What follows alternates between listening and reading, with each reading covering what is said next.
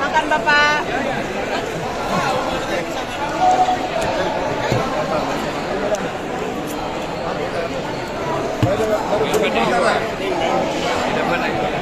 Ambil itu. Ini aku.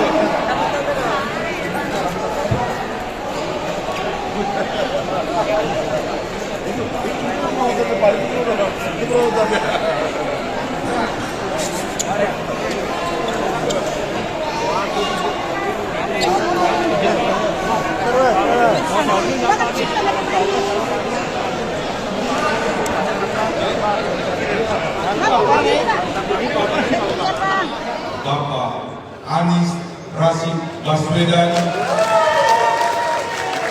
calon Presiden Republik Indonesia nomor 4 dari Partai Nasdem.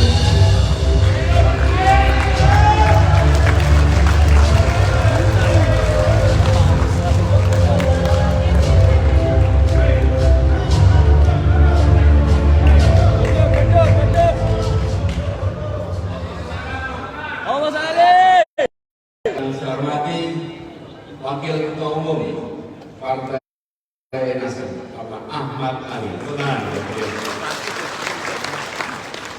Saya hormati juga Wakil Ketua DPR RI, Bapak Ahmad Gobel, Gubernur ABN Akademi Bela Negara, Bapak JK Manila.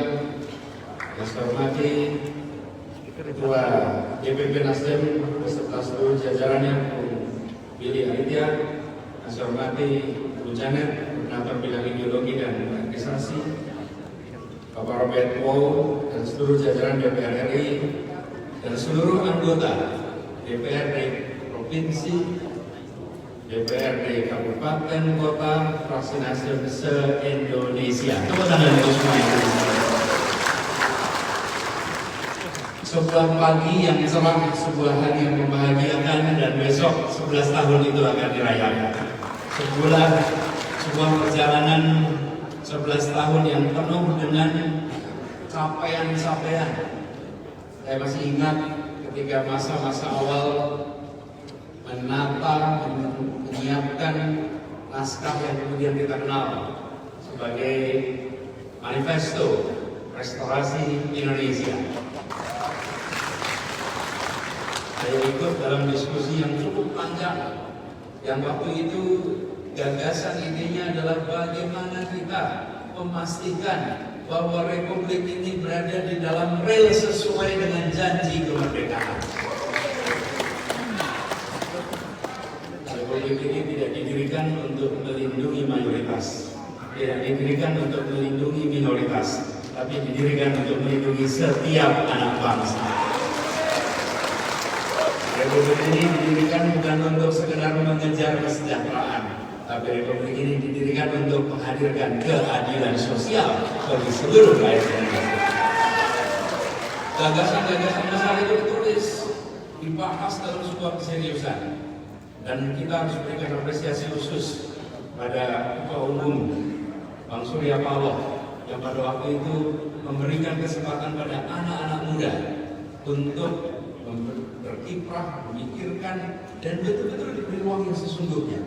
Peristiwa itu 12 tahun yang lalu. Hari ini kita berkumpul lagi, menengok ke belakang. Ternyata sudah begitu banyak capaian untuk melaksanakan apa yang dicita-citakan. Dan semua yang ada di sini adalah bagian dari pencapaian itu. Tadi sudah diceritakan di berbagai tempat, gagasan, ide perjuangan. Nah, tadi Kakak Ahmad Ali menceritakan tentang proses yang terjadi di Partai Nasdem. Izinkan saya sampaikan dalam kesempatan ini pertama kali saya bertemu dengan semuanya. Sebelumnya baru bertemu dengan DPP saja, pertama kali ketemu semuanya. Di bulan Juni, tanggalnya 15, pada waktu itu masing-masing DPP menyampaikan aspirasi.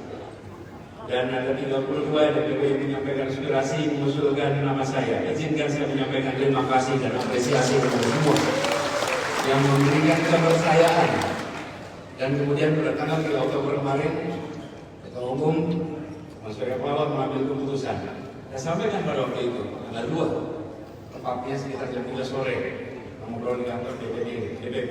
Saya sampaikan, Mas Surya dengan rendah hati, bismillah, amanat ini terima, amanat ini ke bawah.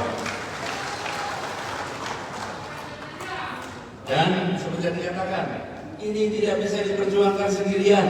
Ini bukan misi satu orang. Ini adalah misi bersama-sama, bukan sekedar untuk Partai Nasdem, tapi untuk bangsa Indonesia, untuk Republik Indonesia. Jadi ketika sekarang kita BMTEK bertemu sama-sama, kita harus sinkronkan ini. Perbedaan antara sebuah kompetisi sepak bola, kompetisi olahraga, dengan kompetisi demokrasi. Ada perbedaan yang sangat menyolok.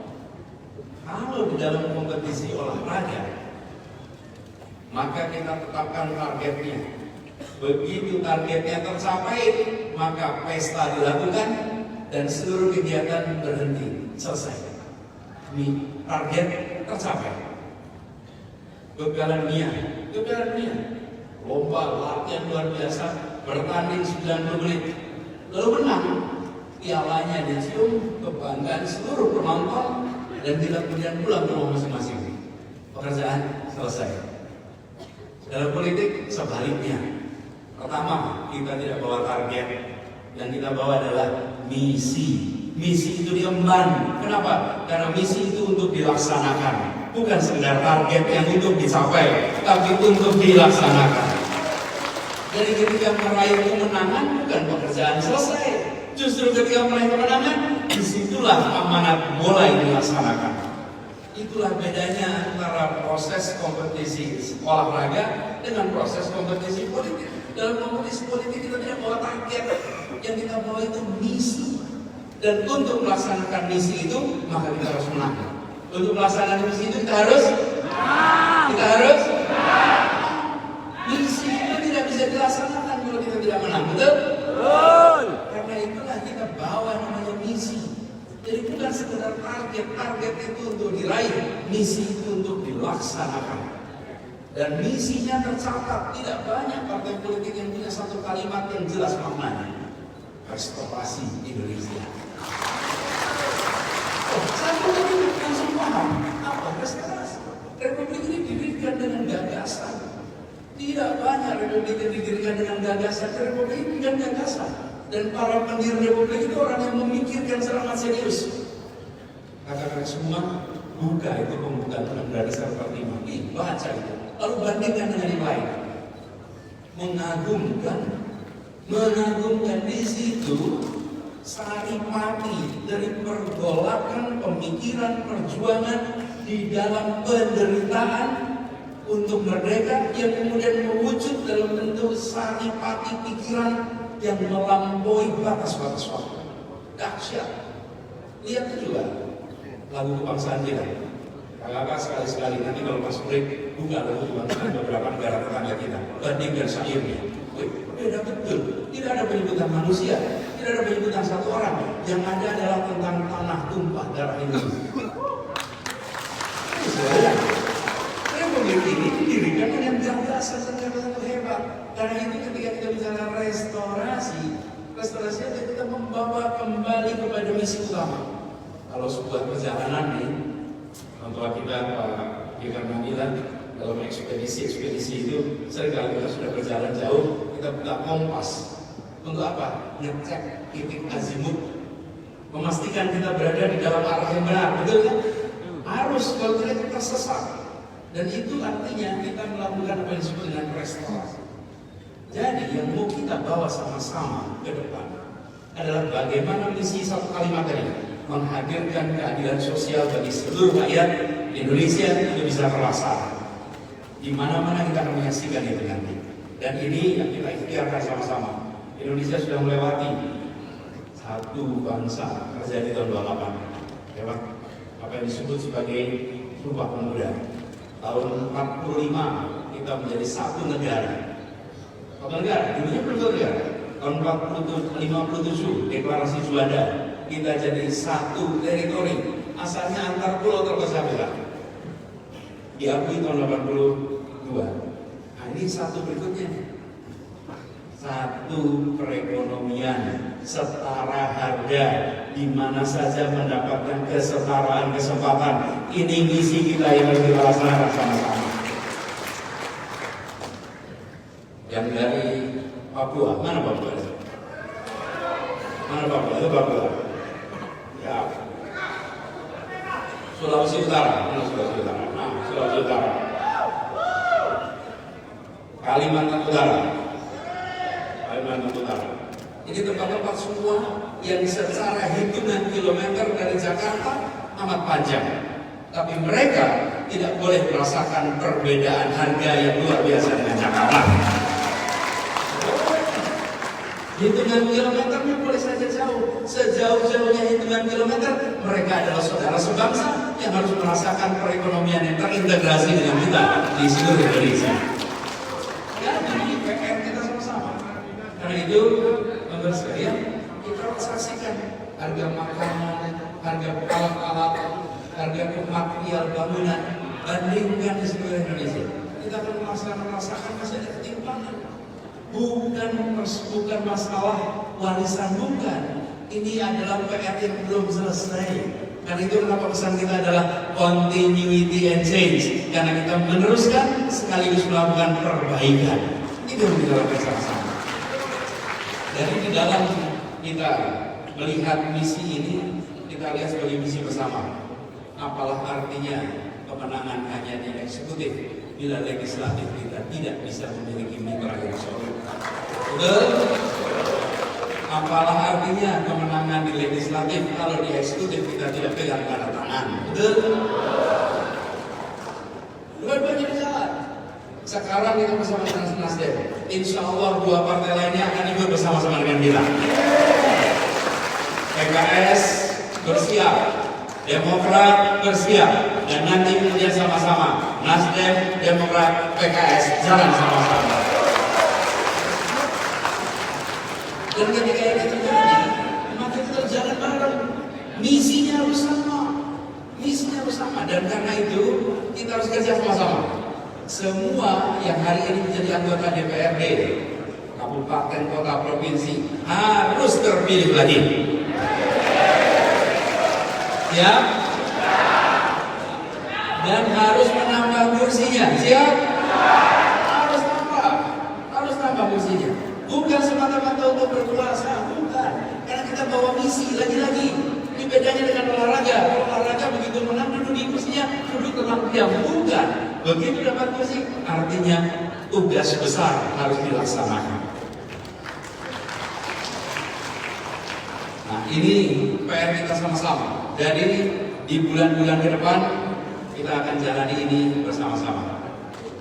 Misinya sama, bagi-bagi tugas. Dan kita ingin memastikan apa yang dibawa sebagai misi di Jakarta di tingkat nasional mencerminkan aspirasi yang ada di tangan Bapak Ibu sekalian di sini. Kakak semua di sini tiap-tiap wilayah punya tantangannya. Pastikan itu masuk. Jangan hanya nasional mencerminkan Jakarta. Tidak, nasional harus mencerminkan nasional, harus mencerminkan dari seluruh wilayah Indonesia. Karena itu kita bersama-sama di dalam proses ini semua. Dan insya Allah kita akan jalani ini. Alhamdulillah minggu lalu sempat ke Sumatera Utara. Mana Sumatera Utara di sana? Sumatera Utara. Kemarin Sumatera Utara cukup membuat gelombangnya agak menggetarkan. Ya, rasanya gelombang ini dirasakan di mana-mana. Saya sendiri terus terang tidak membayangkan. Saya diberitahu Pak Iskandar, kan Pak Iskandar ada di sini. Belum. Besok saya diberitahu, ya nanti akan ada penjemputan di bandara. Saya pikir dijemput di bandara, ternyata bukan dijemput, dikirimin air bah ke bandara. Kalau betul-betul saya tidak mengira sebanyak itu. Keluar dari bandara, saya bayangkan, ya kita jalan saja ke tol.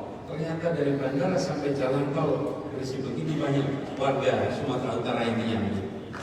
Ini artinya apa? Ini bukan soal satu orang. Ini artinya ada begitu banyak orang yang menginginkan adanya perubahan, yang menginginkan adanya perubahan, dan itu bergerak sendiri. Kita bisa merasakan antara mobilisasi dan partisipasi. Itu bisa merasakan. Kita semua yang sering bertemu dengan kumpulan orang bisa merasakan kapan itu partisipasi, kapan itu mobilisasi. Betul? Betul. Kita bisa merasakan. Dan ketika itu partisipasi akan datang dari hati. Mari saya sampaikan di sana. Bila niat baik dilakukan, bila orang baik berkumpul dengan tujuan baik, maka kita yakin Tuhan akan memudahkan pintu-pintu keberhasilan. Jadi PR kita adalah mengerjakan ini bersama-sama dan tidak sekedar membagikan visi dan misi. Bapak sekalian, visi dan misi itu karangan, Bapak Ibu. Itu adalah sesuatu yang dibuat tentang masa depan. Masa depan. Visi bisa imajinasi. Yang menulis tak perlu menyiapkan bukti, yang menentang tak bisa memiliki bukti untuk menentangnya. Sama-sama bicara masa depan, tapi visi dan misi yang ditopang dengan rekam jejak, maka dia menjadi visi dan misi yang kredibel. Rekam jejak, kalau tidak ada rekam jejak, tidak jelas apa karya yang pernah dikerjakan, tidak jelas apa karya yang dilakukan. Jangan harap visi misi yang bisa terlaksana. Jangan harap. Karena itulah rekam jejak penting, karya penting. Alhamdulillah, Jakarta saat menjadi ibu kota menjadi etalase untuk kita menyaksikan apa yang sudah dikaryakan selama 5 tahun di kota ini. Kalau sering lihat di sini, saya beri contoh soal keadilan sosial. Ini seringkali tidak banyak dibahas di kota ini. Bapak sekalian, Jakarta adalah sebuah kota di mana harga tanahnya mengalami kenaikan terus-menerus. Tidak banyak kota di Indonesia yang harga tanahnya itu naik terus-menerus. Dan kemudian efeknya NJOP itu naik terus-menerus. Ini tidak ada di dalam percakapan sosmed, ini tidak ada dalam survei-survei. Itu coba perhatikan. Apa yang kemudian terjadi? Pelan-pelan dengan NJOP naik terus, PBB naik terus. PBB makin tinggi. Pernah PBB kita naik 500% se-Jakarta. 5 kali Pak. Kalau masuk di pulau, naik 5 kali Pak. Begitu PBB itu dinaikkan setinggi-tingginya, kami di pemerintah bilang, oh iya itu untuk menambah PAD, pendapatan asli daerah. Tapi bagi rakyat, ini adalah cara sistematis untuk mengosongkan kota ini dari mereka yang penghasilannya rendah. Pelan-pelan yang di bawah itu tergusur keluar. Kenapa? Karena mereka tidak kuat membayar PBB. Dan begitu banyak tokoh-tokoh kita terusir dari rumahnya hanya karena mereka tidak sanggup bayar PBB. Bayangkan para pendiri republik pada tinggal di Menteng. Dulu memang mereka tinggalnya di sana. Lalu anak cucunya meneruskan tinggal di rumah itu, di rumah orang tuanya, di rumah para pejuang. Dan kemudian kita memberikan pajak pada mereka lebih dari 100 juta, 150 juta per tahun. Dan akibatnya apa? Satu demi satu mereka terusir dari tanah yang dulu orang tuanya mengusahakan kemerdekaan atas tanah ini. Bang Ali Sadikin, Gubernur DKI Jakarta, pajak PBB rumahnya 180 juta. Banyak sekali tokoh-tokoh itu tidak mampu lagi bayar pajak karena harga pajaknya setinggi-tinggi itu. Apa yang kemudian terjadi? Saat kami terusir, Bapak Ibu cari survei manapun tidak ada, tarik polling manapun tidak ada ini masuk isu. Tapi tugas gubernur bukan sekedar menyelesaikan yang ramai dibicarakan di sosmed atau yang ramai dibicarakan di survei, tapi menghadirkan perasaan keadilan sosial bagi warga Jakarta. Semua keluarga pejuang di Jakarta PBB mau. Hari ini tidak ada pejuang yang harus terusir kota ini. Semua orang berjasa di kota ini tidak diberikan PBB. Guru itu yang membuat kita duduk di ruangan ini. Tanpa guru kita tidak berada di ruangan ini. Dan saya menyampaikan ini di hari pahlawan 10 November. Mereka yang berjuang PBB mau, tapi guru mau PBB di Jakarta. Sehingga mereka tenang tinggal di kota ini. Para pensiunan, para purnawirawan. Pak YK adalah kalau tinggal di Jakarta maka otomatis PBB-nya nol. Mereka yang dulu berdinas atas nama Republik, selesai berdinas mereka kehilangan tempat tinggal. Kenapa? Karena mereka tidak mampu lagi bayar PBB. Ini hal kecil Bapak sekalian, nampaknya kecil, tapi sistemik dan kita menganggap bukan masalah. Karena bukan masalah kita tidak merasa perlu menyelesaikan. Ini kita bereskan dan begitu ini dilakukan. Sekarang ini kita ambil kebijakan semua 2 miliar ke bawah yang kena PBB. Apa yang terjadi? 85% rumah di Jakarta sekarang tidak harus membayar PBB. Supaya apa? Supaya kota ini tetap rumah bagi semua. Rumah bagi semua. Jangan sampai kotanya global, tapi justru penduduknya pelan-pelan dikosongkan. Ini hal sederhana. Saya berikan ilustrasi bahwa ketika kita berada di dalam pemegang amanah, bukan hanya merespon yang ramai dibicarakan, tapi merespon hal yang mendasar menyangkut hak-hak warga. Bapak sekalian, teman-teman yang saya hormati, izinkan kesempatan ini saya juga menyampaikan keinginan untuk kita sama-sama ke depan satu arah. Dan apa yang tadi disampaikan oleh Pak Ketum, bahwa garis kebijakan Nasdem harus betul-betul sampai ke bawah. Jadi nantinya ketika kita jalan sama-sama dengan bawa misi, maka kita keluar di semua wilayah juga bersama-sama. Nanti kita berharap bisa mendatangi berbagai tempat. Nah, kemarin sudah ke Sumatera Utara,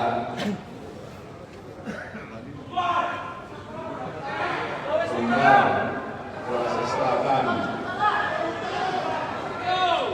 mana lagi? Sulut. Siap. Nah, kenapa ini semua bisa dikatakan? Bisa nyebut Sulawesi Utara, bisa nyebut Sulawesi Selatan, bisa nyebut Palu, bisa nyebut mana-mana. Karena Nasdem satu-satunya yang berani mengambil keputusan awal tentang pencalonan.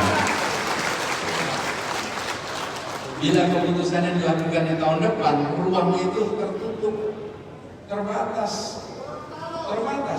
Tapi karena diambil panjang, maka kita punya ruang yang cukup untuk bisa menjangkau semua, mendengar semua. Bukan hanya membagikan apa yang menjadi visi-visi, tapi justru mendengar pada semuanya. Ya,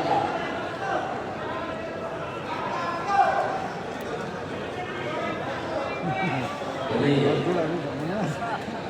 kalau Jawa mana? Jawa Timur, Jawa Barat, Jawa Tengah. Ya, insya Allah nanti satu persatu kita jalan sama-sama. Dan teman-teman semua, kakak-kakak yang saya hormati, kerja bersama ini lagi-lagi nantinya kita harus kerjakan bersama koalisi kita. Hari ini kita bersama dengan Nasdem, karena kita masih menunggu yang kedua nanti mengambil keputusan. Setelah tuntas, tapi kita optimis, insya Allah nanti segera akan kita saksikan sebuah koalisi yang terbangun sama-sama. Nanti kemudian kita jalan bareng-bareng, dan ketika kita jalan bareng-bareng, pesan kepada semuanya bahwa ini adalah untuk perbaikan, ini adalah untuk kebaikan bagi semuanya. 11 tahun perjalanan menjadi bekal. Apakah Nasdem sudah masuk usia tua? Belum. Karena itu bagi Nasdem punya lebih banyak besok daripada kemarin. Kemarinnya 11 tahun, besoknya tak terbatas masa waktunya. Semoga Imlek ini menjadi kesempatan untuk sinkron, dan saya akan titipkan bahan-bahan lewat Kakak Ali, Kakak Willy yang nanti menjadi bahan untuk kita bagikan semuanya. Kita ingat bersama, misi kita akan dilaksanakan, bukan sekedar target untuk dicapai. Dan misi yang kita emban adalah menghadirkan keadilan sosial bagi seluruh rakyat Indonesia. Misi kita. Garisnya dari mana? Garisnya adalah kompas yang dipegang oleh para pendiri republik itu.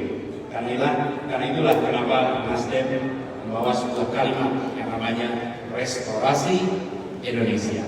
Terima kasih, selamat mengikuti Imlek, selamat menikmati Jakarta. Assalamualaikum warahmatullahi wabarakatuh. Siapa presidennya? Anies Baswedan. Katanya. Nasdem. Siapa presidennya? Anies Baswedan. Siapa partainya? Nasdem. Siapa partainya?